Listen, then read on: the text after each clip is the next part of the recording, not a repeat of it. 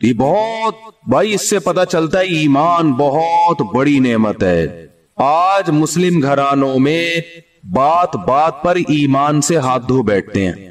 اچھا ایک اصول یہ بھی یاد رکھو, بے ایمان کسے کہتے ہیں؟ ایک تو بیمانٹی کر رہا ہے نا لڈو کھیلتے ہوئے, وہ ایک الگ چیز ہے, وہ بے ایمانی ہے جس کو ہم نے بچوں میں بیمانٹی بنا دیا تھا.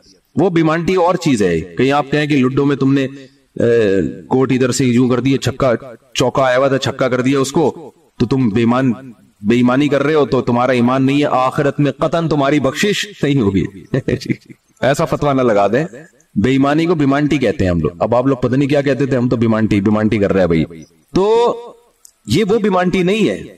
یہ جو جس بیمانٹی کی قرآن بات کر رہا ہے نا, یہ کیا مطلب؟ اللہ کے وجود کا انکار کیا جائے, یا اللہ کے ساتھ کسی کو شریک مانا جائے, یا اللہ کے کسی پیغمبر پر اعتراض کیا جائے, یا اللہ کا کوئی حکم جس کے بارے میں آپ کو 2 اور 2 4 کی طرح معلوم ہے کہ یہ واقعی اللہ کا حکم ہے, اس حکم پر اعتراض کیا جائے. کیونکہ یہ تمام چیزیں اصل میں اللہ کا انکار ہی اس سے لازم آ رہا ہے, انکار ہی لازم آ رہا ہے, گویا آپ اپنے آپ کو اللہ سے بڑا بنا رہے ہو.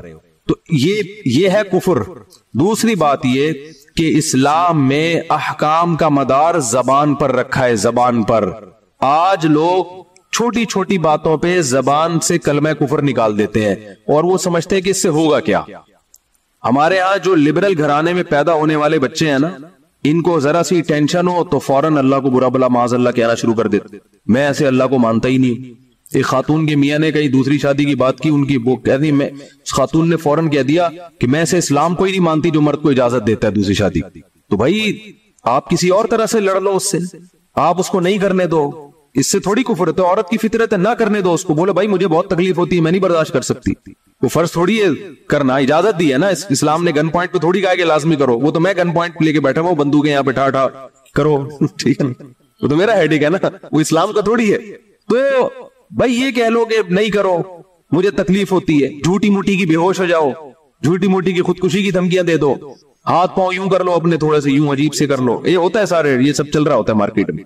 کچھ بھی کر لو, اس سے آپ کافر نہیں ہوگی, کیونکہ عورت کو سوگن کی تکلیف ہونا نیچرل ہے. وہ نہیں چاہتی میرا میاں کسی اور کا ہو جائے, پھر اس میں خطرات بھی ہوتے ہیں, پتہ نہیں برابری کرے گا نہیں کرے گا. تو یہ رائٹ ہے. عورت صحابیات کو بھی تکلیف ہوتی تھی.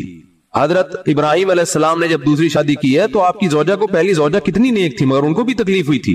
تو یہ تو نیچرل ہے. لیکن آپ اللہ پر آ جاؤ, اگر اللہ پہ اعتراضات شروع کر دو, اسلام پہ اعتراضات شروع کر دو, تو بھائی اللہ سے آگے نکلنے کی کوشش ہو رہی ہے. پھر یہ کیا ہو رہا ہے, پھر اللہ نہیں بخش. دوسری تیسری شادی تو بہت دوسرا مسئلہ ہے. اللہ کہے گا تم نے مجھ پہ کیسے انگلی اٹھا دی ہے, مجھے کیسے غلط کہہ دیا. اور یہ آج کل بہت ہو رہا ہے, بات بات پہ کفر زبان سے نکال دیتے ہیں, غموں میں حوصلے چھوڑ دیتے ہیں.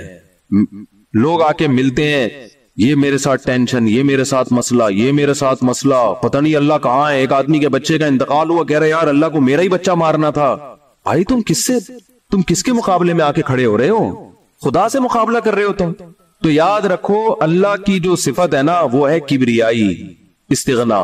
اس سے لڑ کے, اسے برا بلا کہہ کے, اس کے خزانوں سے ایک تنکا بھی نہیں لیا جا سکتا. وہ آپ کے ان جذبات سے متاثر نہیں ہوتا. اگر آپ یہ سمجھو گے میں یوں کروں گا, دیکھو باپ کے سامنے تڑیاں بعض دفعہ چل جاتی ہیں, باپ کے سامنے بعض دفعہ تڑیاں, میں ابا کو مانتا ہی نہیں جو مجھے جائیداد سے آپ کر دیں اور مجھے گاڑی نہ لے کے دے. ابا ہو سکتا ہے متاثر ہو کے بولے بھائی چل یار یہ گاڑی تیرے نام کر دی میں نے, یہ پلاٹ تیرے نام کر دی, میرا بیٹا تو مجھے ماننے سے انکار کر رہا ہے. لیکن اللہ کا اصول جو قرآن اور سنت سے پتہ چلتا ہے, جو آسمانی کتابوں سے پتہ چلتا ہے, وہ اصول یہ ہے کہ آج تک کسی نے اللہ کے خزانے سے اللہ کو معاذ اللہ برا بلا کہہ کے, اللہ پہ اعتراضات کر کے, اسلام کو برا بلا کہہ کے, اللہ کے پیغمبروں کو برا بلا کہہ کے, اس طرح سے واویلا کر کے, اگر آپ یہ سمجھتے ہو کہ اللہ کو آپ پہ ترس آ جائے گا کہ ہائے بیچارہ بہت ہی مجبور ہے, تو یہ دماغ سے ہمیشہ کے لیے نکال دو. اس سے بڑی سزا میں اللہ آپ کو ڈالے گا, اس سے بڑی سزا, اور وہ جہنم کی آگ. یہ تو کچھ بھی نہیں ہے. تبھی تو خودکشی کرنے والے پر اللہ کو ترس نہیں آتا. خودکشی کرنے والا ایک طرح سے انتقام لے رہا ہے اللہ سے کہ اللہ تو نے مجھے زندگی دی, مجھے اس قابل تو چھوڑا نہیں, تو نے تو میرے ساتھ غلط کیا, مجھے گفٹ چاہیے ہی نہیں نعمت. جیسے نا آپ باپ نے آپ کو گفٹ دیا ہو اور آپ دشمنی میں آ کے باپ کو گفٹ واپس کر دو, مجھے نہیں چاہیے, ایسے پھینک دو آپ. تو ہو سکتا ہے باپ کا یہ اصول ہو, وہ پھر بھی وہ کہے نہیں میرا بیٹا ایسا نہیں, لیکن اللہ کا اصول نہیں ہے. اللہ کا یہ اصول نہیں. اللہ کہے گا بھائی تو کیا سمجھتا ہے, میں تجھے اور آگ میں ڈالوں گا. تو دنیا کی ٹینشنوں سے تو چاہتا تھا یہ ناکام عشق ہو گیا, عشق ناکام ہو گیا, اور یہ ہو گیا تیرے ساتھ, اور یہ ہو گیا, اور تو جاب لیس ہو گیا, اور گھر سے مہنگائی اور غربت کے تانے پڑ رہے ہیں تیرے کو, اور بے روزگاری کے تانے مل رہے ہیں, اور معاشرے میں تیری عزت نہیں ہو رہی, اور اب آ کے تو کیا کر رہا ہے, خودکشی کر رہا ہے. تو تو یہ سمجھ لے گا کہ میں تیرے پہ ترس کھا کے تجھے چھوڑ دوں گا. ایسا نہیں ہے. نبی صلی اللہ علیہ وسلم نے فرمایا جس نے خودکشی کی, جس طرح سے اپنے آپ کو ہلاک کیا ہے نا, تو قیامت تک برزخ کی زندگی میں اسی طرح سے اپنے آپ کو ہلاک کر کے مارتا رہے گا. اللہ کہے گا یہ زہر پی کے مرا تھا نا, زندگی دے گا اللہ برزخ میں, اور کہے گا یہ زہر کی بوتل پی دوبارہ, اور اسی طرح تیری آنتیں کٹیں گی. جس طرح اپنے آپ کو مارا ہوگا برزخ میں, قیامت تک اسی طرح اپنے آپ کو مارتا رہے گا. وہ یہ بہت بڑی غلط فہمی ہے کہ ہم واویلا کر کے اللہ کو اپنی طرف متوجہ کر سکتے ہیں, ہم زبردستی کر کے اللہ کو اپنی طرف مائل کر سکتے ہیں.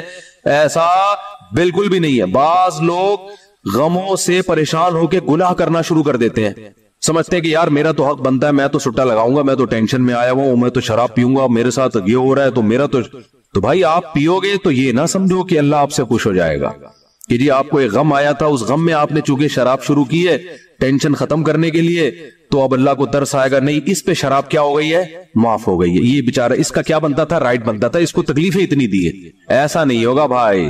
اس خوش فہمی میں مبتلا مت ہونا. یہ اصول ہے, اللہ کا قانون ہے, یہ قرآن سے پتہ چلتا ہے, حدیث سے پتہ چلتا ہے. اللہ کو جھکنے والا بندہ پسند ہے. جو اللہ بنانا چاہتے ہیں نا اپنی مخلوق کو, وہ کیا بنانا چاہتے ہیں, میں تمہارے ساتھ اچھا سلوک کروں برا سلوک کروں, تم بندے ہو, بندے بن کے رہو, ٹھیک ہے نا, کیا رہو, تم نے بس دعا ہی مانگنی ہے, اللہ یہ سب میرے ساتھ جو ہو رہا ہے یہ ٹھیک کر دے, میں ٹھیک کروں نہ کروں, تم نے ساری عمر کیا کرنا ہے, بس یہی مانگنا ہے کہ اللہ ٹھیک کر دے, اللہ محتاج ہے, اللہ یہ بھی ٹھیک ہو جائے, اللہ یہ بھی ٹھیک ہو جائے, اللہ بے روزگار ہوں روزگار دلا دے, میری مرضی روزگار دوں یا نہیں دوں, نہیں بھی دوں تم نے یہی کہنا ہے اللہ دلا دے.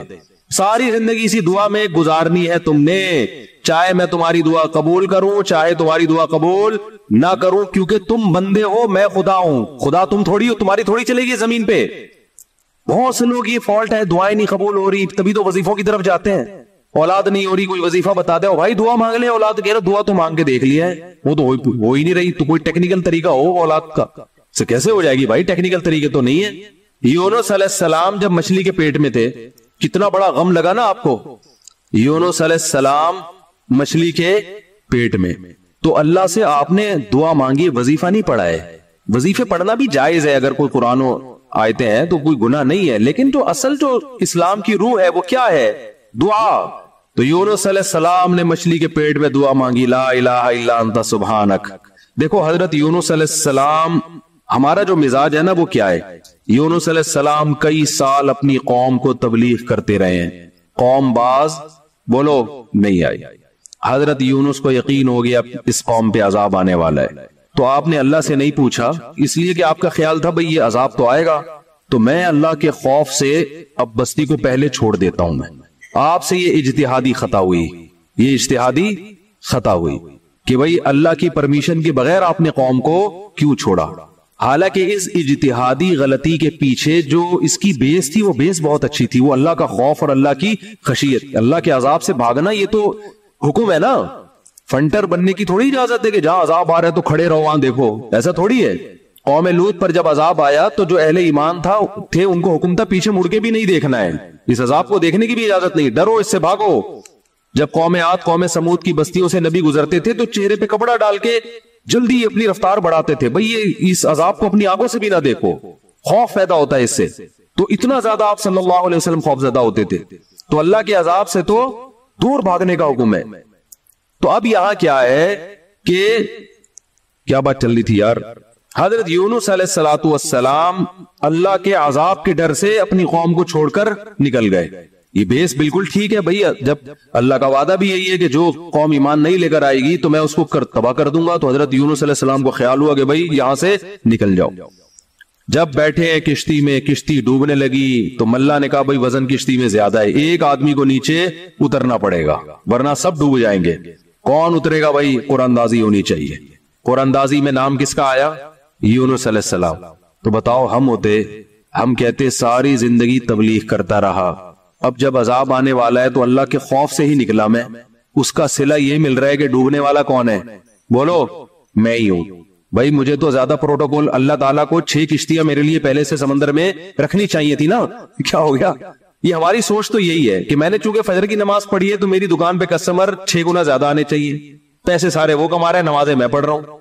تو یونس علیہ السلام کی جگہ ہم ہوتے تو بھائی ہماری حالت کیا ہوتی ہے؟ اللہ جیسے تبلیغ میں ہم میں سے کوئی گیا ہوا ہوتا 4 مہینے کے لیے، 4 مہینے کے لیے تبلیغ میں نکلے ہوتے، اللہ کے راستے میں واپس آ رہے ہوتے تو پتا چلا کچھ یعنی کنوینس ہی نہیں مل رہی، پولیس والے پکڑ کے لے گئے، کسی کیس میں بند کر دیا، تو کیا وسوسے آتے ہیں دماغ میں؟ جیسے حج کرنے گئے نا، ایک آدمی حج کرنے گیا، لٹ گیا وہاں پہ نا جیب پتروں نے، تو وہ کہہ رہے ہیں اللہ میں نے تو سنا تھا حاجی تیرے مہمان ہوتے ہیں، تو ہم نے تو دنیا میں کسی کو نہیں دیکھا کسی نے اپنے مہمان کس کی یہ انسلٹ کی ہو ٹھیک ہے، ہم نے تو نہیں دیکھا، میں تیرا مہمان بن گیا اور کچھ بھی نہیں بچا میرے پاس، سب کچھ ہی لٹ گیا، تو جلا ہوا آدمی تھا۔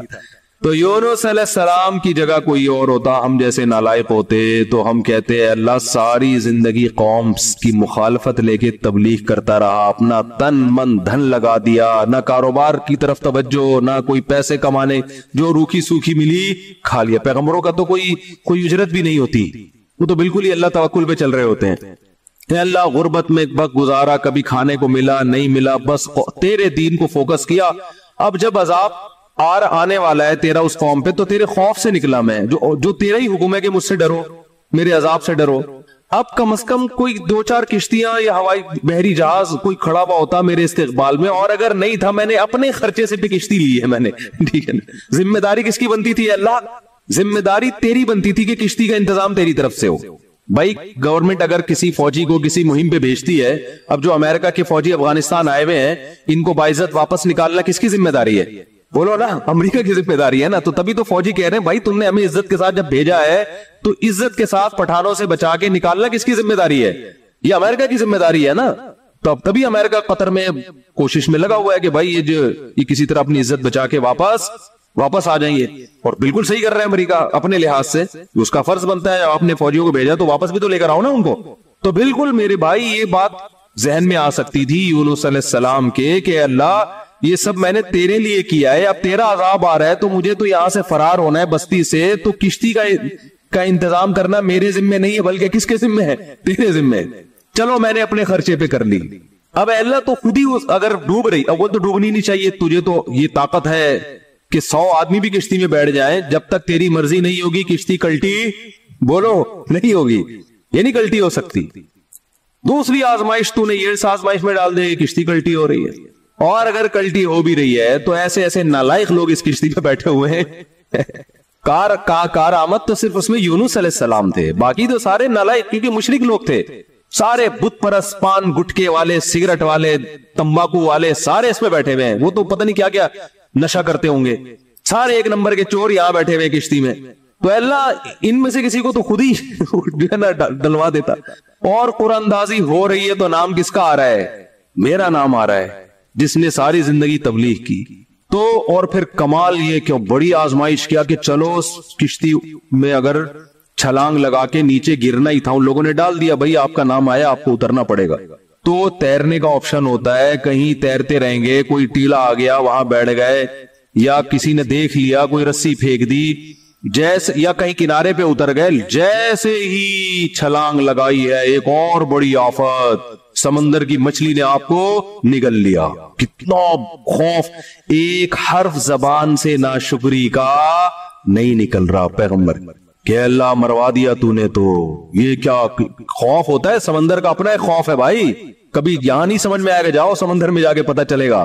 اور قرآن سے پتہ چلتا ہے رات کا وقت تھا، اندھیرا تھا، اندھیرے میں بہت، کیونکہ فنادا فی الظلمات، فی الظلمہ نہیں ہے کہ اندھیرے میں پکارا، اندھیروں میں پکارا۔ پتہ چلا کہ بہت سارے اندھیرے تھے، یعنی ایک مچھلی کے پیٹ کا اندھیرا، ایک سمندر کی تہہ کا اندھیرا، اور ایک رات کا اندھیرا۔ کس قدر خوف! بتاؤ آج کسی کو ایسی ٹینشن ملتی ہے؟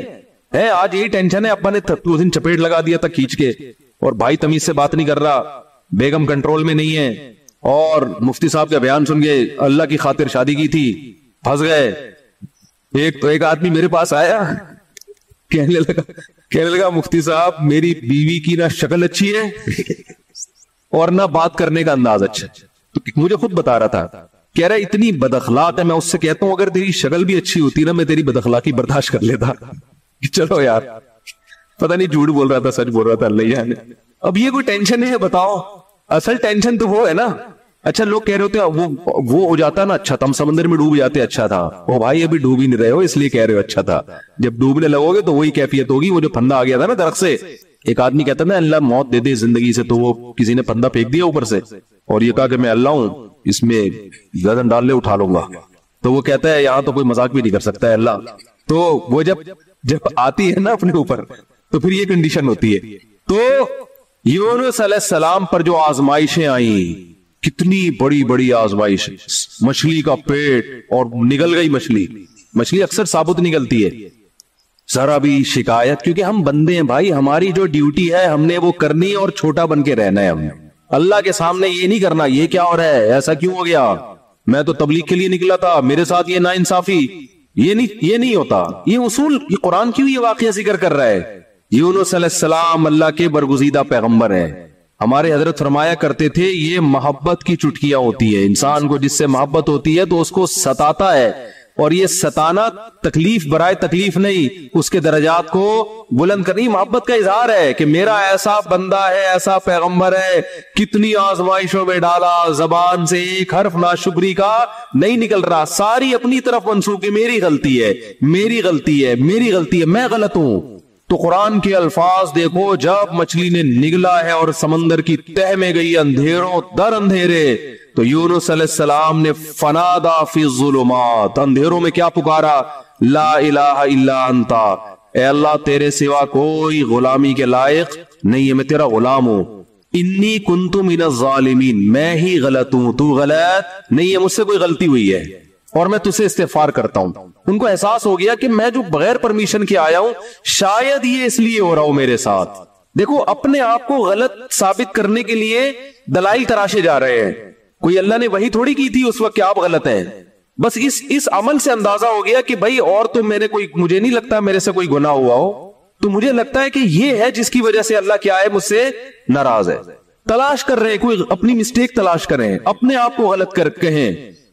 لا الہ الا انت سبحانک, اے اللہ تو ہر عیب سے پاک ہے. کیا مطلب, تو میرے ساتھ غلط نہیں کر سکتا, یہ میرا ہی کوئی عمل ہے جس کی وجہ سے ایسا ہو رہا ہے, تو تھوڑی غلط ہے, تو ہر عیب سے پاک ہے, تو ظالم تھوڑی ہے, میری غلطی ہے, میں غلط ہوں.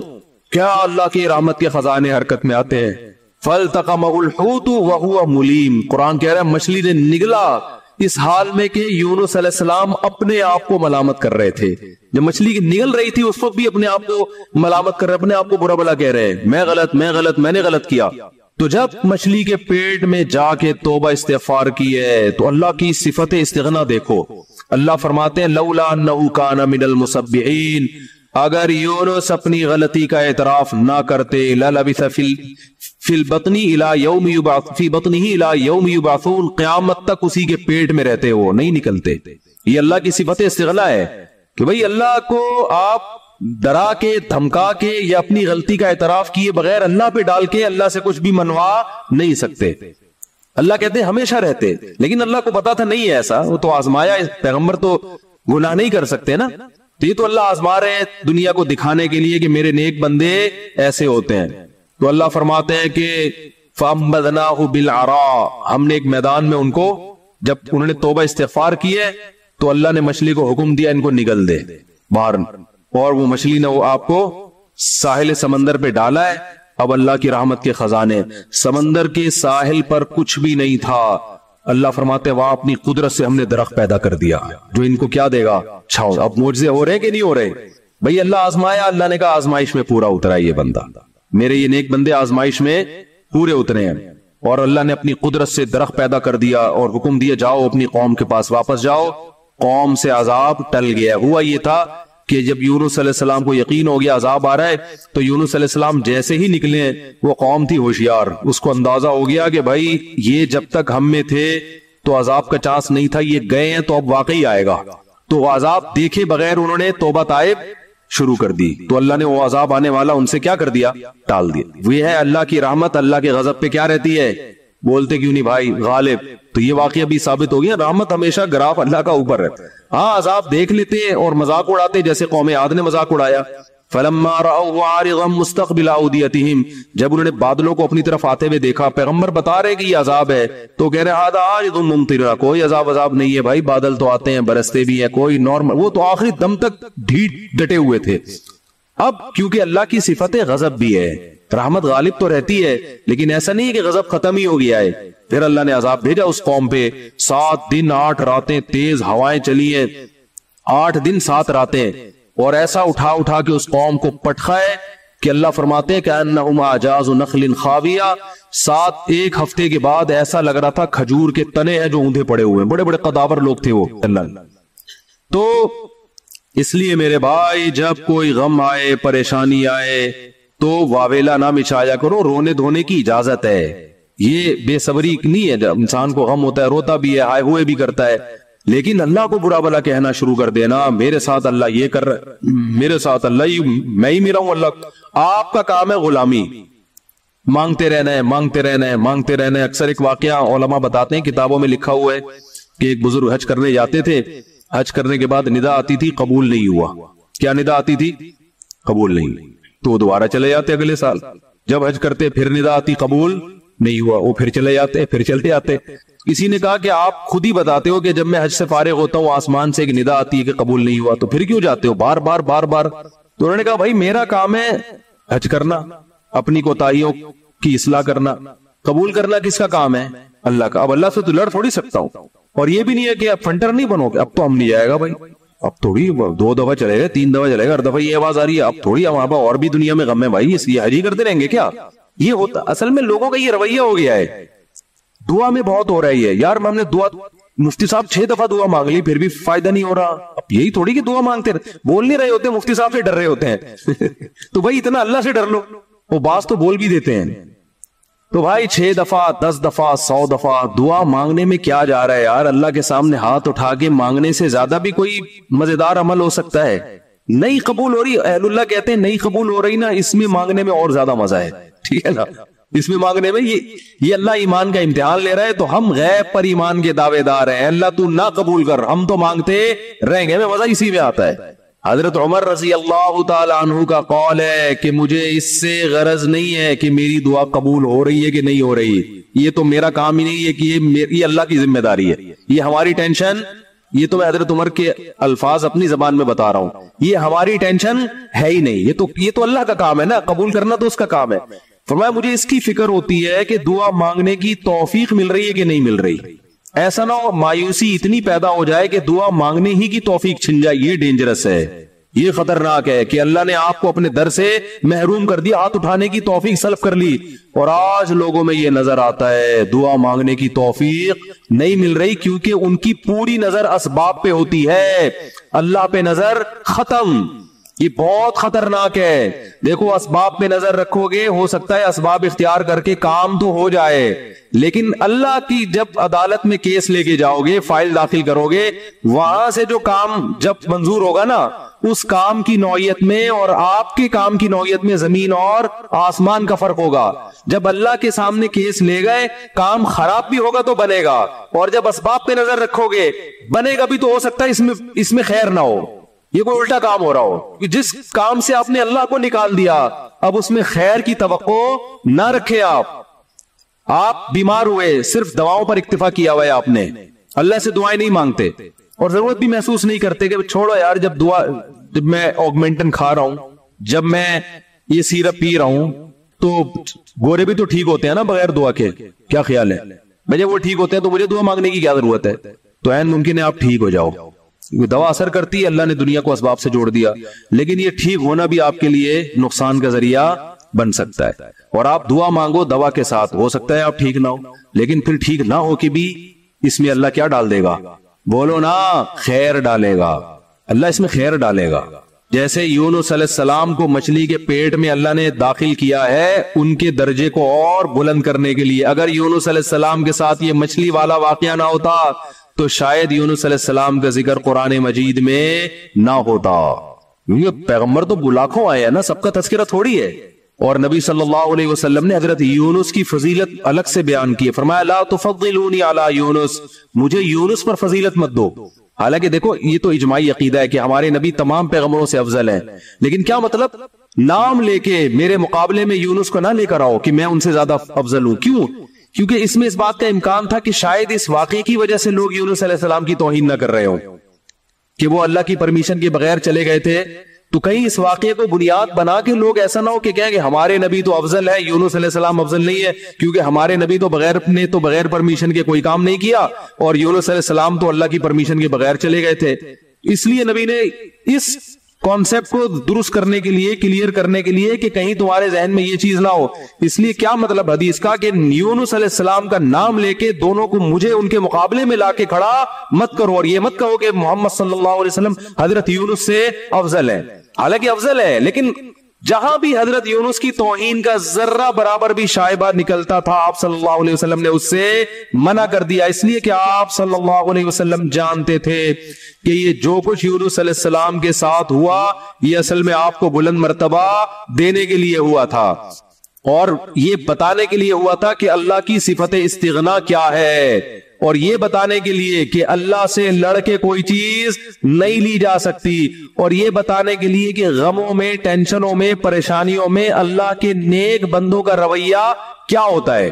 اور میں آپ کی جنرل نالج کے لیے ایک بات یہ بھی بتا دوں کہ جس کا یہ لائف اسٹائل ہوگا نا وہ ٹینشنوں میں بھی خوش رہے گا، ویسے ہی ٹینشن ختم کر لیتے ہیں اللہ اس سے، کیونکہ وہ ہر ٹینشن کو کس کی طرف سے سمجھ رہا ہے؟ اللہ کی۔ تو جب اللہ ہمارا ہے اور وہ اپنے بندوں کا اچھا چاہتا ہے تو اسے ٹینشن دے گی بھی ہماری کیا ہوگی، اس میں خیر ہی ہوگی۔ اس سے یعقوب علیہ السلام سے جو بیٹا چھینا تو یعقوب علیہ السلام کو نوازنے کے لیے چھینا، یوسف علیہ السلام کو جو بچپن میں باپ سے الگ کر دیا مصر کا بادشاہ بنانے کے لیے کیا اس نے، نہ چھنتے نہ بادشاہ بنتے۔ تو ہمارا کام ہے ہر برائی اپنے کھاتے میں ڈالیں، سمجھ رہے ہو کہ نہیں سمجھ رہے، اور ہر اچھائی کس کی طرف منسوب کریں؟ اللہ کی طرف۔ دیکھو جن بھی یہ ایک چیز جانتے ہیں، حالانکہ جن میں تو شر غالب ہوتا ہے، لیکن اس معاملے میں جن ہی ہم سے اچھے۔ سورہ جن میں ہے کہ 28ویں پارے میں 29ویں پارے میں ہے نا سورہ جن، اس میں اللہ تعالیٰ نے جنات کی تبلیغ کا تذکرہ کیا ہے۔ ہوا یہ تھا کہ رسول اللہ صلی اللہ علیہ وسلم قرآن مجید کی تلاوت فرما رہے تھے تہجد میں، مسجد جن وہاں مکہ میں موجود بھی ہے، تو جنات کا ایک وفد وہاں سے گزرا، انہوں نے جب قرآن سنا تو بڑے حیران ہوئے، یہ تو بالکل ویسا کلام ہے جیسا موسیٰ علیہ السلام پر نازل ہوئی تھی تورات اور حضرت عیسیٰ پہ انجیل، یہ تو بالکل ویسا کلام ہے۔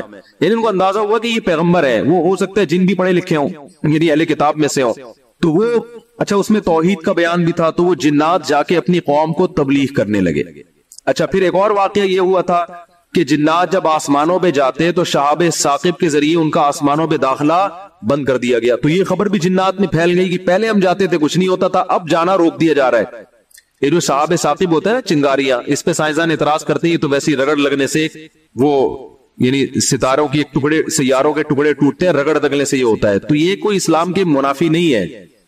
اللہ تعالیٰ کسی جن کو مار سکتے ہیں اس کے فرشتے کسی جن کو مار سکتے ہیں اس کے ذریعے، اور رگڑ بھی لگے اور وہ جل بھی جائے اور جن بھی مر جائے، تو اس میں کون سا کوئی وہ ہمیں جن تھوڑی نظر آ رہا ہے، ہمیں تو وہ شہاب ثاقب جاتا ہوا نظر آ رہا ہے۔ اور یہ بھی ضروری نہیں ہے کہ جب بھی شہاب ثاقب ٹوٹے تو کوئی جن ہی مر رہا ہو، اس سے اتفاقی حادثہ بھی ہو سکتا ہے۔ یہ تو اسلام نے یہ نہیں کہا کہ جب بھی آسمان پہ آپ کو رگڑتا ہوا ستارے کا ٹکڑا نظر آئے گا تو وہ جن ہی ہے جس کے پیچھے جا رہا ہے۔ وہ بعض دفعہ ایسے ہوتا ہے کہ جنات کا تعاقب ہوتا ہے اس کے ذریعے، تو یہ نبی کے دور میں ہوا، اور اس کی دلیل یہ ہے کہ جب قرآن کی آیتیں نازل ہوئی نا کہ جنات نے کہا کہ ہم جب جاتے ہیں تو شہاب ثاقب آتا ہے، تو اس پر کسی مشرک نے اعتراض نہیں کیا کہ یہ تو پہلے بھی آ رہے تھے، اب تھوڑی آ رہے ہیں، کوئی نیا واقعہ تھوڑی ہے، یہ تو پہلے بھی آ رہے ہیں۔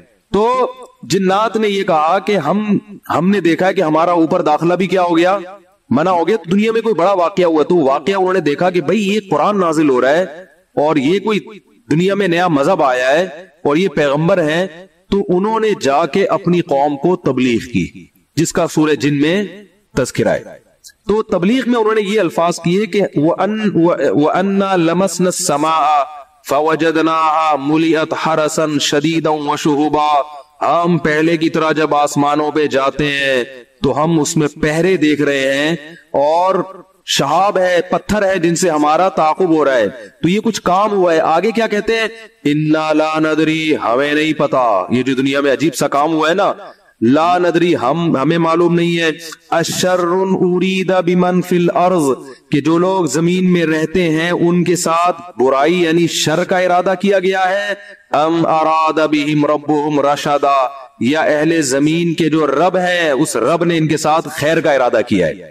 آپ کا آئی کیو لیول اگر اچھا ہوتا تو مزہ آ جاتا. ترجمے سے بات سمجھ میں آئی؟ وہ کیا کہہ رہے, ہمیں نہیں پتا یہ جو نیا واقعہ ہوا ہے, اہل زمین کے ساتھ برائی کا ارادہ کیا گیا ہے, پیسو وائس فعل مجہول, یا اللہ نے ان کے ساتھ خیر کا ارادہ کیا ہے. بھائی یہ بھی کہہ سکتے تھے کہ ہمیں نہیں پتا کہ اللہ نے ان کے ساتھ خیر کا ارادہ کیا یا شر کا ارادہ کیا ہے. شر اور خیر دونوں کی نسبت کس کی طرف کرتے, اللہ کی طرف, کہ پتہ نہیں اللہ انسانوں سے اچھا چاہ رہا ہے یا کوئی عذاب آنے والا ہے یا کوئی کچھ اچھا ہونے والا ہے, ہمیں نہیں پتا لیکن کچھ ہونے والا ہے. نہیں آ رہی بات؟ ارے بھائی جنات کو جب یہ واقعہ ہوا نا, اوپر جانا بند ہو گیا آسمانوں پہ, تو جن آ کے آپس میں گول میز کانفرنس بلائی. انہوں نے بولا کہ بھائی کچھ کام عجیب سا ہو رہا ہے, کچھ ہو رہا ہے, یا تو کوئی بہت اچھا ہوگا یا کچھ برا ہو رہا ہے. یعنی کچھ نہ کچھ تو ابھی کائنات میں نیا ہوگا, اس زمین پہ کچھ نیا ہوگا. بمن فی الارض, اہل زمین کے ساتھ کچھ نیا ہونے والا ہے. اب یہ نہیں پتا کہ اچھا ہونے والا ہے یا برا, تو یا تو دونوں میں اللہ کا نام نہ لیتے, یہ کہتے ہمیں نہیں پتا اچھا ہونے والا ہے یا برا ہونے والا, یا اگر اللہ کی طرف نسبت کرنی تھی تو یہ کہتے ہمیں نہیں پتا کہ اللہ اچھا کرے گا یا اللہ ان کے ساتھ کیا کرے گا, برا کرے گا. بھائی جو بھی کرے گا اللہ ہی کرے گا نا. یا تو اللہ کی طرف منسوب کرو اچھائی کو بھی اور برائی کو بھی, کہ ہمیں نہیں پتا کہ اللہ نے جو آسمان میں پہرے لگا دیے ہیں تو اب اللہ کا ارادہ ہے کہ اہل زمین کے ساتھ کچھ بہت اچھا کرے گا یا اللہ ان کو سزا دے گا, کوئی برا ہوگا ان کے ساتھ. لیکن جنات کا انداز دیکھو, وہ کہہ رہے ہیں جب برائی کی بات آئی تو اللہ کا نام درمیان سے غائب کر دیا. اشر اریدا, اریدا جو میرے تفسیر کے لیکچر سن رہے ہیں نا اسپیچز چینل پہ, ان کو پتا ہے اریدا اکریما کی طرح ہے, پیسو وائس, ارادہ کیا گیا ہے. کس نے کیا یہ نہیں بتا رہے, کیا تو اللہ نہیں ہے. برائی کا ارادہ کیا گیا ہے زمین والوں کے ساتھ یا اللہ نے اچھائی کا ارادہ کیا ہے. اب آئی سمجھ میں؟ اب بھی اگر نہیں سمجھ آیا تو آئی کیوں لیس لوگ ہیں آپ لوگ. پھر وہی پہلی ہے کہ وہ جو سیٹھ صاحب تھے نا, بے وقوف تھے, اپنے شاگرد سے کہہ رہے ہیں, اپنے ملازم سے, کہ ایسی پہلی پوچھ کہ اس کا جواب میں بتا سکوں, ورنہ بے عزتی ہو جائے گی نا. اور اگر نہیں بتایا نا میں نے اس پہلی کا جواب تو میں تجھے چھوڑوں گا نہیں, تیری گردن اڑا دوں گا میں. پہلی پوچھ لیکن آسان, تاکہ میری عزت بھی ہو جائے کہ بھئی سیٹھ نے پہلی کا جواب دیا ہے, جب جواب دوں گا عزت ہوگی, بھئی بڑے ذہین ہیں آپ. تو آہستہ سے اس کو کان میں کہہ دیا کہ ایسی پوچھنا کہ مجھے جواب اس کا آ بھی جائے, اتنی مشکل نہ ہو. اب یہ جو ملازم تھا نا, یہ گرو کہتے ہیں نا اس کو, گرو کہتے ہیں کیا, چیلا کہتے ہیں, چیلا یا چیلا, وہ بچہ بڑا ہوشیار ہے ماشاءاللہ, چیلا. تو وہ چیلا کے اب سوچنے لگا کہ یار ایسی پہلی پوچھو کہ بہت آسان ہو. اب اس نے پہلی سوچ کے آیا. سرائکی میں یہ لطیفہ ہے اصل میں, دیکھو ہک چاٹ مرے سا سدھا تھیا ویسی, یہ میں نے ایک لفظ سیکھا ہے ابھی سرائکی کا. اب کسی کا مطلب نہ پوچھنا, وہ چماٹ لگا دے گا آپ کو کھینچ کے. دیکھو ہک چاٹ مرے سا سدھا تھیا ویسے. تو یہ کسی سے کہنا نہیں, ورنہ کوئی گارنٹی نہیں ہے. تو وہ جو تھا نا, اس میں اس نے پہلی سوچی, اس نے کہا حضور مجھے پوری سرائکی تو آتی نہیں نا, وہ ہمارے حضرت سرائکی میں سناتے تھے یہ لطیفہ, وہ مزہ سرائکی میں. یہ خیر ہک مخلوق ہے, پونچھ گھمیندی ہے, چولہے کے گرد گھومدی ہے, تے میاؤں میاؤں کرندی ہے بھائی. پونچھ بلی ہے نا, سب کو پتا ہے بھائی, اور چولہے کے گرد اکثر گھومتی, اور آخر میں کم بخت نے یہ بھی بتا دیا کہ میاؤں میاؤں کرندی ہے, کہ یار ایسا نہ ہو یہ کوئی شیر اور چیتا کو لے آئے. اب یہ کھوپڑی اس کی کام نہیں کر رہی نا, آئی کیوں. اب یہ گھنٹہ بیٹھ کے سوچ کے کہتا ہے یار کس مصیبت, کہہ رہے ککیڑ مرغا نا. اب یہ جو چیلا تھا نا, اس نے بولا اگر میں نے بول دیا نا کہ یہ غلط ہے تو میری تو ایسی کی تیسی. اور یہ تھا ڈیڑھ ہوشیار. یہ اگر یہ کہہ دیتا کہ جی یہ جو ہے کیا نام ہے صحیح جواب دیا, تو اس کو یہ شبہ تھا کہ جو میرا گرو ہے وہ کہے گا کہ یہ شاید 2 نمبری کر رہا ہے. تو اس نے بڑی چالاکی سے کام کیا, اس نے بولا حضور لگتا ہے کسی نے دسیا ہے, یعنی اتنی مشکل پہلی میں نے پوچھی تھی اور آپ نے بالکل درست جواب دیا, یہ کسی نے یقیناً آپ کو بتایا ہے. تو جواب کہتے ہیں نہیں, عقل جی دوڑ ہے. عقل کی دوڑ ہے بھائی. ادھر کیا ہے یہ؟ عقل کی دوڑ ہے. ہمارے ادھر ایسی پڑھتے تھے عقل کی دوڑ ہے, عقل کی دوڑ ہے بھائی یہ. تو میں نے اتنی ڈیٹیل میں آپ کو بتایا, اب بھی سمجھ میں نہیں آ رہا کہ جنات کیا کہہ رہے ہیں؟ انا لا ندری, ہمیں نہیں پتا, اشر ارید بمن فی الارض, کے زمین والوں کے ساتھ شر کا ارادہ کیا گیا ہے, ام اراد بہم ربہم رشدا, یا رب نے خیر کا ارادہ کر لیا ہے. تو کتنی تمیز ہے جنات میں, ہے وہی. حالانکہ شر کا ارادہ بھی اگر کیا ہے تو اللہ نے کیا ہے, خیر کا ارادہ بھی کیا ہے تو کس نے؟ لیکن قرآن جنات کے ان الفاظ کو نقل کر کے, قرآن نا سمندر ہے, بہت سارے مضامین قرآن میں ہوتے ہیں, ایک ایک آیت میں بہت ساری چیزیں نکل رہی ہوتی ہیں. تو یہاں یہ جہاں یہ بات ثابت ہو رہی ہے, تبھی تو فقہاء نے بیان کیا نا کہ قرآن اور حدیث سے استدلال 4 طریقوں سے ہوتا ہے: عبارت النص, اشارت النص, اقتضاء النص اور دلالت النص. 4 طریقے ہیں جہاں سے فقہاء قرآن اور سنت سے مسائل نکالتے ہیں, جو اصول فقہ میں پڑھائے جاتے ہیں.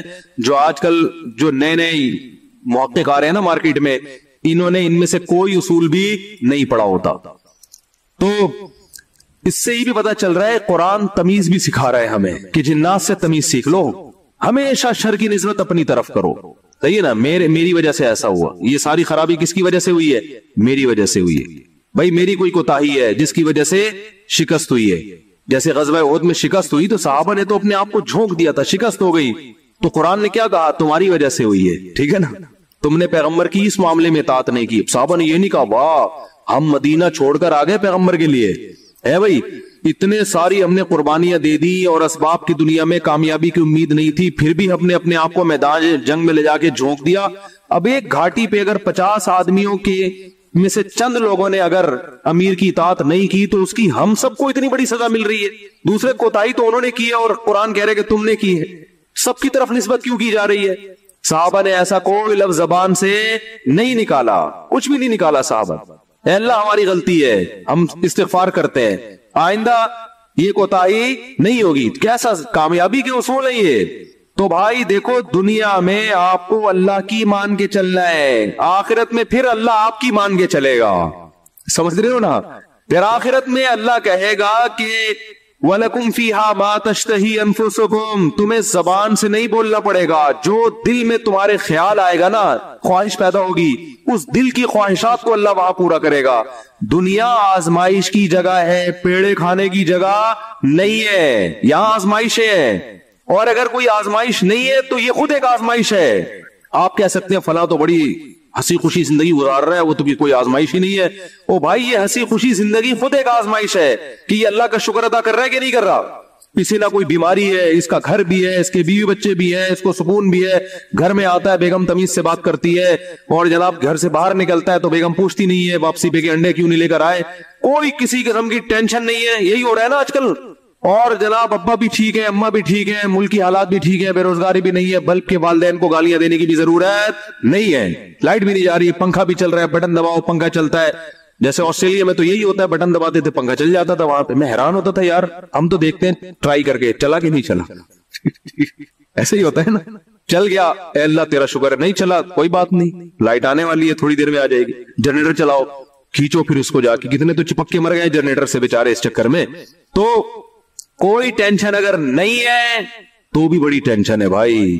کہیں اللہ ایسا تو نہیں ہے کہ کوئی بہت بڑی پکڑ آنے والی ہے, اللہ کی بہت بڑی پکڑ نہ آنے والی ہو, اس لیے ڈرنا ہے. تبھی کہتے ہیں نا الایمان بین الخوف والرجاء, خوف اور امید کے درمیان ہے ایمان. اللہ کی نعمتوں پہ خوش بھی ہونا ہے لیکن خوف کے ساتھ, اترانا نہیں ہے, خوف کے ساتھ. یار اللہ نے مجھے گاڑی بھی دے دی, گھر بھی دے دیا, بیوی بچے بھی دے دیے, روزگار بھی اچھا ہے, صحت بھی اچھی ہے, سب کچھ ہی مجھے مل گیا, تو کہیں یہ استدراج نہ ہو, اللہ کی طرف سے ڈھیل نہ ہو, کیونکہ فرعون کو بھی سب کچھ مل گیا تھا. صحابہ میں تو ایسا بھی ہوتا تھا جب ان کے سامنے اچھے مرغن کھانے آتے رونا شروع کر دیتے. کہیں ایسا تو نہیں ہے کہ ہم نے نبی کا جو ساتھ دیا تو اللہ تعالیٰ نے ہمیں ہمارے اعمال کا بدلہ کہیں دنیا میں ہی تو نہیں دے دیا, ایسا تو نہیں آخرت میں نہیں ملے گا, اس سے ڈر جاتے تھے وہ. اور آج ہماری حال دیکھو, ہماری حالت دیکھو, خوشی ملتی ہے تو اترانے لگتے ہیں, دوسروں کو نیچا دکھانے لگتے ہیں, اور ایسے سمجھتے ہیں ہم سے بڑا فنٹر دنیا میں کوئی ہے ہی نہیں, اور اعمال کس سے پیچھے ہٹ جاتے ہیں. خوشی ملی ہے نا تو اعمال سے کیا ہو جاتے ہیں پیچھے, اور غم ہوتا ہے تو واویلا کرنا شروع کر دیتے ہیں. جیسے قرآن نے کہا ان الانسان خلق ہلوعا اذا مسہ الشر جزوعا واذا مسہ الخیر منوعا، کہ انسان کو جب شر پہنچتا ہے جزوعا، جزا فضا شروع کر دیتا ہے، واویلا، ہائے میرے رب نے یہ کر دیا، ہائے میرے اللہ نے یہ کر دیا میرے ساتھ، میں ہی ملا تھا ٹینشن دینے کے لیے۔ اور جب خوشیاں ملتی ہیں منوعا، اللہ فرماتے ہیں کنجوس بن جاتا ہے، میرا مال میں خرچ نہیں کروں گا، میں غریبوں کا خیال نہیں کروں گا، میرا پیسہ ہے، میری محنت ہے۔ تو کہیں الا المصلین فرمایا کچھ لوگ ہیں جو معتدل ہوتے ہیں کہ جب غم پہنچتا ہے تو صبر کرتے ہیں، خوشی پہنچتی ہے تو اللہ کی اطاعت میں اور زیادہ بڑھ جاتے ہیں۔ اور وہ کون لوگ ہیں؟ الا المصلین الذین هم علی صلاتهم دائمون، وہ نمازی جو اپنی نمازوں کی حفاظت کرتے ہیں، اور والذین هم من عذاب ربهم مشفقون، آخرت کا سوچ سوچ کے ڈرتے رہتے ہیں۔ لفروجہم حافظون، اپنی شرمگاہوں کی حفاظت کرتے ہیں، الا علی ازواجہم او ما ملکت ایمانہم، سوائے اپنی بیویوں کے کسی اور کے پاس نہیں جاتے۔ لِأَمَانَاتِهِمْ وَعَهْدِهِمْ رَاعُونَ، اپنے ایگریمنٹ کے پابند ہوتے ہیں، کسی کو زبان دے کے پیچھے نہیں ہٹتے معاہدوں کے۔ تو اللہ نے جو خوف دن کے دل میں نا ان کی صفات بیان کی ہے، فرمایا یہ نارمل لوگ ہوتے ہیں۔ یہ کیا ہوتے ہیں؟ نارمل۔ آج کسی نے بتایا کہ وہاں ایک افغانی آئے ہوئے تھے، وہ کہنے لگے کہ ہم نے وہاں امریکیوں کو دیکھا ہے کہ جب ان کی لڑائی ہوتی تھی نا وہاں افغانستان میں، تو ادھر افغانی جب شہید ہوتے ہیں تو ان کے دوسرے جو بھائی ہیں نا وہ صبر کرتے ہیں، بھائی شہید ہو گئے، اللہ تعالیٰ اس کے درجات بلند کرے۔ انہوں نے کہا کہ جب کوئی امریکی قتل ہوتا ہے تو چیخ چیخ کے رو رہے ہوتے ہیں فوجی۔ تو یہ ایک اسلام کا ایک صاف نظر آتا ہے کہ مسلمان غم کیسے جھیلتا ہے، اور جس کا آخرت پر ایمان نہیں ہے، حالانکہ ان کی فوج میں موٹیویشنل اسپیکر بہت ہوتے ہیں جو ان کو موٹیویٹ کرتے رہتے ہیں ملک کی، لیکن وہ کہتے ہیں ذرا سا زخم ہوتا ہے ایسا چیختے ہیں۔ ہمارے ہاں بچے بھی ایسے نہیں روتے جیسے فوجی رو رہے ہوتے ہیں، ایسا چیخ رہے ہوتے ہیں اور ایسا ایک دوسرے کے گلے مل رہے ہوتے ہیں، یار تیری ٹانگ ٹوٹ گئی۔ تو ایسے کئی لوگوں نے بتایا جو بھی آتے رہتے ہیں نا وہاں سے، آنا تو افغانی تو آتے ہیں یہاں تجارت کے لیے، تو کہتے ہیں ہم جب دیکھتے ہیں نا اس طرح کہیں لڑائی ہو رہی ہو افغانیوں میں اور ان میں جو آپس میں لڑائی ہو رہی ہے، تو اس میں یہ منظر ہمیں دیکھنے کو ملتا ہے کہ وہ چیخ رہے ہوتے ہیں، اور جب ان کے زخم ہوتے ہیں تو کچھ بھی نہیں، آرام سے بیٹھے ہوئے، تھوڑا کرار ہے بس، اور کچھ نہیں۔ یہی حال میتوں پہ بھی ہے۔ آپ دیکھ لو، دیندار اگر واقعی دیندار ہے وہ میت پہ چیخو پکار نہیں کرتے۔ بہت سے لوگوں کو اشکال ہوتا ہے کہ یہ جو ذکر اللہ ہے نا، معاذ اللہ یہ ٹائم ویسٹنگ ہے، نہ ہم کوئی ترقی کر رہے ہیں اس میں، نہ ہم انسانیت کی خدمت کر رہے ہیں۔ اب آپ جتنا دیر ذکر میں لگاتے ہو، یہ لا الہ الا اللہ کی تسبیح کتنی مزیدار ہے، لا الہ الا اللہ وحدہ لا شریک لہ لہ الملک ولہ الحمد۔ بعض روایات میں یحیی و یمیت بھی ہے، بعض میں اس کے بغیر بھی ہے، یحیی و یمیت وہو حی لا یموت وہو علی کل شیء قدیر۔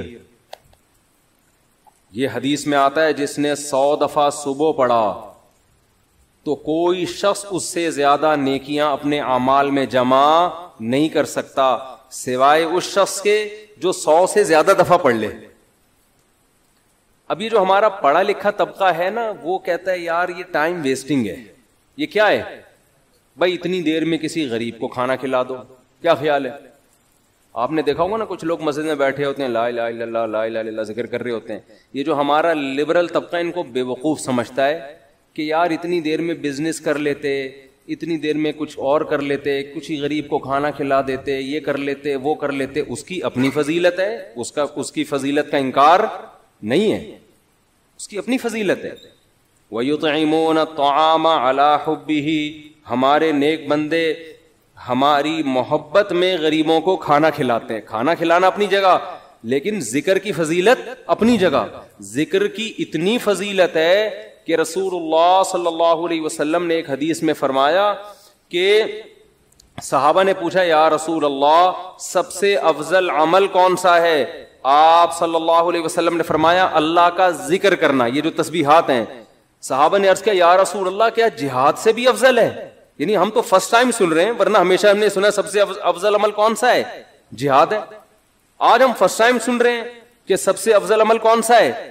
ذکر اللہ۔ آپ نے فرمایا جہاد سے بھی افضل، یہاں تک کہ تم اللہ کے راستے میں گھوڑا لے کے نکلو اور تمہارے گھوڑے کی ٹانگیں کاٹ دی جائیں، اس سے بھی زیادہ افضل ہے کہ اللہ کا ذکر کرو۔ اب علماء نے تطبیق دی ہے کہ بھئی زیادہ تر حدیثوں میں تو ہے کہ جہاد افضل ہے، لیکن اس حدیث میں کیا آ رہا ہے؟ ذکر افضل۔ تو تطبیق یہ ہے کہ ثواب کے اعتبار سے تو جہاد ہی افضل ہے، ظاہر ہے اس میں قربانی زیادہ ہے، لیکن ذکر کو افضل اس لیے قرار دیا گیا کہ جہاد کا مقصد بھی کیا ہے؟ لوگوں کو اللہ کی یاد اور اللہ کی عبادت پر لانا. تو مقصد کے اعتبار سے کیا چیز افضل ہے؟ ذکر. کیونکہ جہاد مقصود نہیں ہے، ذریعہ مقصود ہے. جہاد مقصود نہیں، کیونکہ فقہا لکھتے ہیں کہ جہاد میں کوئی بھی کام ایسا نہیں ہوتا جو اللہ کی پسند کا ہو، کیونکہ خون خرابہ ہے، اور خون خرابہ قرآن کیا کہتا ہے؟ اللہ کو پسند نہیں ہے. چاہے کافر کا خون بہے، چاہے مسلمانوں کا بہے، اللہ خون خرابے کو پسند نہیں کرتے. لیکن اس لیے خون خرابہ پسند کیا جا رہا ہے کہ اگر یہ نہیں ہوگا تو تمہارا خون خرابہ ہو جائے گا، پھر صحیح ہے نا، کفر غالب آ جائے گا اور فساد، زنا پھیلا دے گا، دنیا میں برائی پھیلا دے گا. اس کی مثال ایسے، آپ کی باڈی میں کوئی کانٹ چھانٹ کرے، اچھا کام ہے، لیکن جب پھوڑا نکل آتا ہے تو وہ پھیل نہ جائے، کینسر نہ بن جائے، تو بالآخر اس کو آپریٹ کر کے نکالنا پڑتا ہے. گردہ نکال دیتے ہیں ڈاکٹر. اب کسی کا گردہ نکال دینا، اس کی کمر کا آپریشن کر کے یہ کوئی بذات خود اچھا کام ہے؟ برا کام ہے. لیکن بھائی وہ مجبوراً اس لیے کرنا پڑ رہا ہے کہ یہ گردے میں کینسر کی رسولی بن گئی ہے، یہ نہیں کاٹا تو دوسرا بھی خراب ہو جائے گا. تو جہاد کا تمام فقہا بیان کرتے ہیں بذات خود یہ فساد ہے، زمین میں ایک فساد ہے، لیکن اس کو پسند اس لیے کیا گیا ہے کہ یہ نہیں ہوگا تو اس سے بڑا فساد ہوگا. ورنہ اللہ زمین میں فساد کو پسند نہیں کرتے، خون خرابے کو پسند نہیں کرتے، چاہے وہ کافر ہی کا خون خرابہ ہو. یہی تو وجہ ہے کہ جب اللہ نے فرشتوں کو بتایا کہ میں ایک مخلوق پیدا کرنا چاہ رہا ہوں آدم، تو فرشتوں نے کیا کہا؟ یسفک الدماء، یہ زمین میں خون بہائے گا. فرشتے جانتے تھے کہ خون بہانا اللہ کو پسند نہیں ہے، ورنہ فرشتے یہ اعتراض تھوڑی کرتے، بلکہ فرشتے یہ بتاتے کہ اللہ یہ جہاد کرے گا، خون بہائے گا. دو اور ایسے آدم ہونے چاہیے. کیا خیال ہے؟ فرشتوں نے کہا وَيَسْفِكُ الدِّمَاء، یہ بم بنائے گا، ایک دوسرے کو مارے گا، میزائل بنا کے مارے گا، ابھی نندن کو چائے پلا کے واپس بھیجے گا، یہ بڑی تباہیاں پھیلائے گا دنیا میں. تو اللہ میاں نے اس کا فرشتوں کا جواب نہیں دیا کہ اچھا ہے نا خون بہائے گا تو صحیح ہے نا، نہ یہ نہیں کہا. اللہ نے کہا اعلم ما لا تعلمون، ٹھیک ہے تم نے اس کی ایک بیڈ کوالٹی بیان کی ہے کہ خون بہائے گا، لیکن اس کی کچھ اچھی گڈ کوالٹیز بھی ہیں وہ تم نہیں جانتے. تو اس سے صاف پتہ چلتا ہے اللہ زمین میں خون خرابے کو پسند نہیں کرتے، مجبوری ہے. تو اس لیے نبی نے ذکر کو افضل قرار دیا کہ جہاد سے مقصد کیا ہے؟ اللہ کا نظام اور اللہ کی محبت لوگوں کے دلوں میں آئے، لوگ اللہ کو یاد کریں. تو مقصد کے اعتبار سے ذکر کی فضیلت ہے جہاد پر، ثواب کے اعتبار سے کس کی فضیلت ہے؟ جہاد کی فضیلت ہے. ظاہر ہے وہ ذکر کرنے والے کا کیا جا رہا ہے، لیکن جہاد میں تو آپ کے خون بہتا ہے، آپ کا بہت بڑی قربانی دینی پڑتی ہے. تو اب میں عرض کر رہا تھا کہ ہمارا جو لبرل طبقہ ہے نا، جو خوش قسم کے لوگ ہوتے ہیں، جو بڑے آج کل براڈ مائنڈڈ بنے پھرتے ہیں، اسلام کے فلسفیانہ انداز سے آپ ان سے بڑی لمبی چوڑی تقریریں کروا لیں، لیکن اللہ کا ذکر نہیں کرتے. اور نہ کرنا تو چلو اتنا بڑا جرم نہیں ہے، جو ذکر کر رہا اس کو کیا سمجھتے ہیں؟ بے وقوف. کیا بھائی یہ فلاں بزرگ سے بیعت ہے اور ان کی وہاں بیٹھا ہوتا ہے مسجد میں، صبح صبح انہوں نے بولا یہ اللہ اللہ کیا کرو تو بیٹھ کے اللہ اللہ کر رہا ہوتا ہے، یا کسی حدیث میں پڑھ لیا یہ ذکر کرنا. اچھا، اپنے کاموں کو بنانے کے لیے وظیفے پڑھنے والے مارکیٹ میں بہت. آپ کہیں دیکھے ہو نا اللہ اللہ کر رہا ہے تو سمجھ لو اس کی شادی نہیں ہو رہی، کسی نے اس کو شادی کا وظیفہ بتایا ہوا ہے. ایسے نیک مارکیٹ میں شارٹ ہیں جو اللہ اللہ کر رہے ہیں صرف اللہ کو یاد کرنے کے لیے. ایسے نیک مارکیٹ میں کیا ہیں؟ شارٹ چل رہے ہیں. تو ایسے نیک لوگوں کو لوگ بے وقوف بھی سمجھتے ہیں کہ ٹائم ویسٹنگ، یہ کر لیتے یہ کر لیتے یہ کر لیتے. ہم نے اپنے اکابر کو دیکھا ہے جنہوں نے بڑے بڑے کام کیے، لیکن آپ ان کے ذکر کی ڈیٹیل میں جائیں تو ایسا لگتا ہے یار یہ تو اتنا ٹائم یہ ذکر اللہ میں گزارتے تھے، ان کے پاس باقی کاموں کے لیے ٹائم کب بچتا تھا؟ لیکن باقی کام بھی انہوں نے بہت کیے. تو یہ جو لبرل طبقہ ہے نا ہمارا، ان کو یہ صوفی ٹائپ کے لوگ جو اللہ اللہ کر رہے ہیں تسبیح پکڑ کے یا ویسے ہی، ان کو یہ برے لگتے ہیں کہ ٹائم ویسٹ کر رہے ہیں. لیکن بات یہ ہے کہ جب انسان کو کسی سے محبت ہوتی ہے تو محبوب کی یاد میں ٹائم ویسٹ کرنا یہ اس کو ٹائم کی ویسٹنگ لگتا نہیں ہے. یہی تو منزل ہے بھائی, ہم پیدا ہی اللہ کے لیے ہوئے ہیں. ہو جائے اللہ کی یاد میں ٹائم ویسٹ, سبحان اللہ, اور کیا چاہیے. جانا کس کے پاس ہے, ہم نے اللہ کے پاس جانا ہے. تو ٹائم بچانا کہتے کس کو ہیں, میری یہ سمجھ میں نہیں آتا. ایک صاحب مجھ سے الجھ گئے کہ اتنا ٹائم ویسٹ کر رہے ہیں. میں نے کہا ویسٹنگ آف ٹائم کی ڈیفینیشن کیا ہے, کیا ڈیفینیشن ہے اس کی؟ یہ بہت امپورٹنٹ سوال ہے. دیکھو گورے کا معیار الگ ہے ٹائم ویسٹ کرنے کے بارے میں, مسلمان کا معیار الگ ہونا چاہیے. جب آپ منزل متعین کر لیتے ہیں نا, تو اس منزل کی طرف جو بھی راستہ آپ کو لے کے جائے گا اس میں ٹائم کھپانا ٹائم ویسٹنگ نہیں ہے. اور جو کام آپ کو اس منزل سے ہٹا رہا ہے, چاہے دیکھنے میں وہ کتنا قیمتی کام لگے, لیکن اسلام اس کو ٹائم ویسٹنگ کہتا ہے. مثال وہی میں ڈاکٹر اور باکسر والی لے آتا ہوں. آپ کا ہدف تھا ڈاکٹر بننا, صبح شام آپ کیا کر رہے ہو, باکسنگ سیکھ رہے ہو. اب باکسر تو کہے گا زبردست یار, یہ آدمی ٹائم کا بڑا پابند ہے. ٹھیک صبح 8 بجے آ کے مکے لگاتا ہے, پھر جا کے ناشتہ کرتا ہے, پھر تھوڑا آرام کرتا ہے, اس کے بعد پھر دوپہر ٹائم. تو دیکھنے میں تو لگ رہا ہے کہ یہ ٹائم ویسٹ نہیں کر رہا, لیکن جس آدمی کو پتا ہو کہ آپ کا ہدف ڈاکٹر بننا ہے, وہ کہے گا یہ ٹوٹلی ٹائم آپ کا کیا ہو رہا ہے, ویسٹ. ٹوٹلی اس کا کچھ بھی فائدہ نہیں ہے فیوچر میں آپ. تو خیر کہاں سے کہاں بات چلی گئی. میں وہ ذکر کی بات کر رہا تھا کہ یہاں تو عین منزل ہے تھکن سے چور ہو جانا. حضرت مفتی تقی صاحب کے شعر کی وضاحت کر رہا تھا میں کہ اللہ کی راہ میں, اللہ کی محبت میں ٹائم ویسٹ کرنا ہی کیا ہے, اور تھک جانا ہی منزل ہے. اللہ یہی تو چاہتا ہے مجھے پانے کے لیے تھک جاؤ, تو بس تھک جاؤ تو آخرت میں مل جاؤں گا. دنیا میں تو نہیں ملتا میں کسی کو, تو آخرت میں مل جاؤں گا میں تمہیں. تو اس میں بتا رہا تھا کہ ذکر کو آج ہمارے پڑھے لکھے طبقے نے, کوئی بچہ اگر صبح بیٹھ کے 100 دفعہ تسبیح پڑھ رہا ہو, ابا پیچھے سے آگے تھپڑ لگائے گا, مگر ٹائم ویسٹ کر رہا ہے. تجھے انڈے لینے کے لیے بھیجا تھا میں نے, تو کچھ پڑھ لے. ہاں یہ ہے کہ سارا دن ذکر ہی کرتا رہے, باقی کام نہ کرے, وہ تو پھر رہبانیت ہے, اس سے حدیث نے منع کیا. باقی کام بھی کرنے, لیکن اپنے اوقات میں اللہ کو یاد کرنے کے لیے بھی ٹائم دینا ہے. اور اس میں یہ مت سوچو کہ وقت ضائع ہو رہا ہے, یہ وقت اللہ کو یاد کرنے میں ضائع ہو رہا ہے. یہ ضائع کرنا ہی کیا ہے, عین عبادت ہے, عین مقصد ہے. جیسے قربانی کے دنوں میں جانور کاٹ کے ہلاک کر دینا ہی عبادت ہے, اس لیے کہ پیسہ ضائع ہو رہا ہے بظاہر, لیکن کس کی یاد میں ہو رہا ہے, خدا کے کہنے سے. تو جب محبوبہ کے کہنے پہ ٹائم ویسٹ ہونا ویسٹ نہیں لگتا, تو خدا کے کہنے پہ اس کی یاد میں جو ٹائم ویسٹنگ ہے وہ کہاں سے ویسٹنگ ہو گئی. کسی عاشق سے پوچھو کہ محبوبہ نے تمہیں بلایا, وہ کہے گا میں پہلے بہت ٹائم دے چکا ہوں, مزید ٹائم نہیں میرے پاس. وہ تو بھاگا بھاگا جائے گا. وہ کہے گا بھائی اسی ٹائم ویسٹ کرنے کے لیے تو میں جاب کر رہا ہوں, پیسے اس لیے کما رہا ہوں کہ اس کو پکڑائی میں لے کر آؤں میں.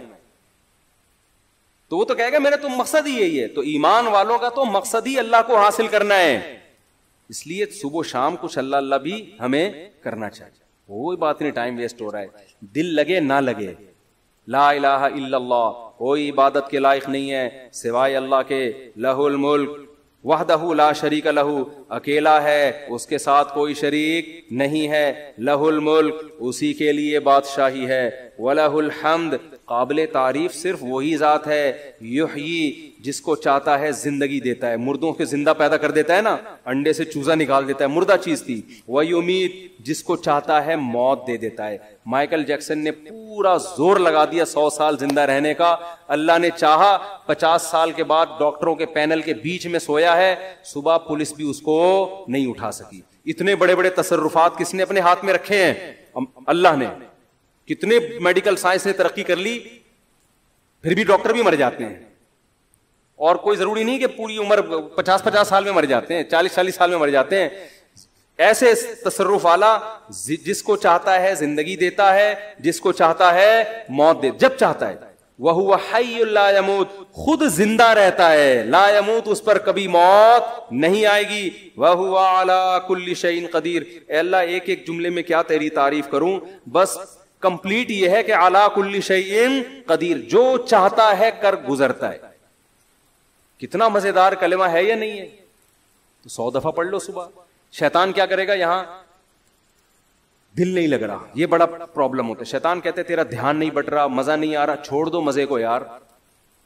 ہم نے بڑے بزرگوں سے سنا ہے کہ اگر اللہ کے ذکر میں دل نہ لگ رہا ہو نا تو ٹینشن نہ لیا کرو, یہ سوچا کرو زبان تو اللہ کو یاد کر رہی ہے نا, یہ بھی بہت بڑی فضیلت ہے. زبان یاد کر رہی ہے کافی ہے, دل بھی انشاءاللہ ایک نہ ایک دن لگ جائے گا. نہ بھی لگے تو عین منزل ہے تھکن سے چور ہو جانا. کیا خیال ہے؟ نہ لگے دل یار. میں نے قصہ سنایا نا, ہمارے کلاس فیلو تھے مدرسے میں, وہ جیسے ہی نماز کے لیے کھڑے ہوتے نیند آ جاتی ان کو. وہ بےچارے بڑے بیزار کے یار ویسے ٹھیک رہتا ہوں نماز کے لیے کھڑے ہوتے, سردے میں جاتے ہم کونیاں مار کے اٹھاتے تھے نماز میں نا, اٹھ جا بھائی اگلا سردہ آنے والا ہے. وہ بہت تنگ آ گئے نا, انہوں نے حضرت کو لکھ کے دیا. حضرت نے کہا کہ کوئی بات نہیں یار, آپ جان کے تو نہیں سو رہے نا, اللہ کو یہی ادا پسند ہے کہ نیند آ رہی ہے, دل نہیں لگ رہا, پھر بھی کیا کر رہے ہیں, میرے حکم پر عمل. مزوں کی زندگی جنت میں ہے. یہاں نماز میں مزہ آ جائے اچھی بات ہے, ذکر میں مزہ آ جائے یہ تو زیادہ اچھی بات ہے. مزہ نہیں آ رہا کوئی بات نہیں, زبان سے کرتے رہو چاہے مزہ نہ بھی آئے, آخرت میں اللہ ذکر کی لذت انشاءاللہ دے دے گا. قرآن میں آتا ہے کہ جنتی اللہ کا ذکر کریں گے لذت حاصل کرنے کے لیے, کیونکہ وہاں تو ان کو وہ مزہ آئے گا جو موسیٰ علیہ السلام کو اللہ سے بات چیت میں مزہ آ رہا تھا. تو جنتیوں کو اللہ کا نام لینے میں جنت میں ذکر کا کوئی ثواب نہیں ہے, یہاں ثواب ہے وہاں کوئی ثواب نہیں ہے. کیوں؟ وہاں جنتیوں کو مزہ اس کام میں آ رہا ہوگا اللہ کو یاد کرنے میں, اللہ کی حمد و ثنا کرنے میں. تو اس لیے ذکر میں مزہ آئے نہ آئے کر لیا کرو ہمت کر کے.